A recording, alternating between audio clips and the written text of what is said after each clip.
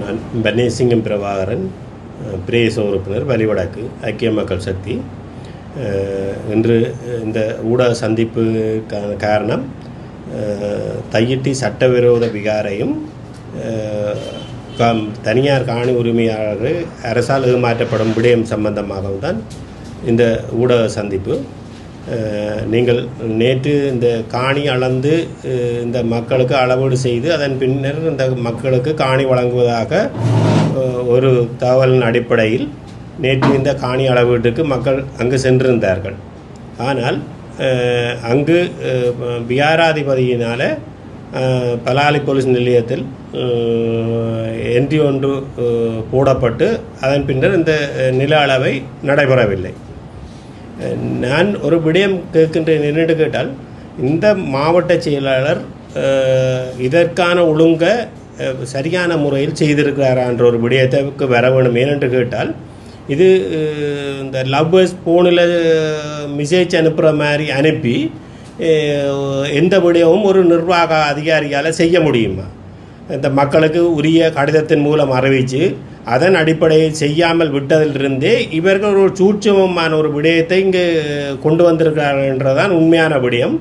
ஏனென்றால் இந்த காணி அளவீடு செய்ய போகிறோம் என்று சொல்லிக்க இந்த மக்கள் இதனை குழப்புவார்கள் என்று அவர்கள் 99% நம்பியிருந்தார்கள். ஆனால் அதற்கு எதிர்மாறாக மக்கள் இல்லை, காணி அளந்து தங்களுக்கு காணி கிடைக்க பெற்றால் சரி என்றது மக்களின் எண்ணிக்கையும், இந்த காணி விடையை காண்டி போராடிய அரசியல்வாதிகளின் எண்ணிக்கையும் அதை எண்ணமாக அதை இருந்தது.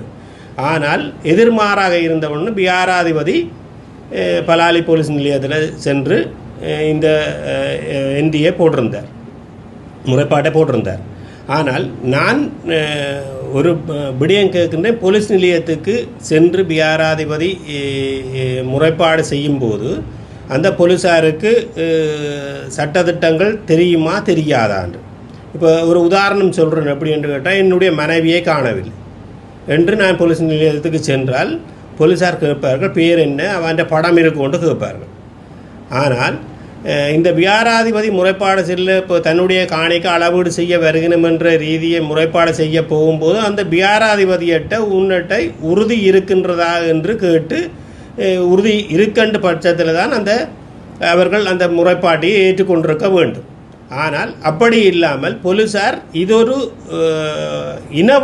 இனவாத செயற்பாடு தான். ஏனென்று கேட்டால், நீங்கள் இந்த அதாவது காணி விவகாரங்களுக்கு போலீஸ் நிலையத்தில் தீர்வு செய்ய முடியாது, அல்ல அவர்களுக்கு ஒத்துழைப்பு வழங்க முடியாது. 2 பகுதியினர், காணி பிரச்சனைக்கு உரியவர்கள் 2 பகுதியினரும் காணிக்கு செல்லக்கூடாதுன்றது ஒரு உத்தரவை போட வேண்டுமே ஒழிய ஒருவருக்கு சார்பாக பயணிக்க முடியாது.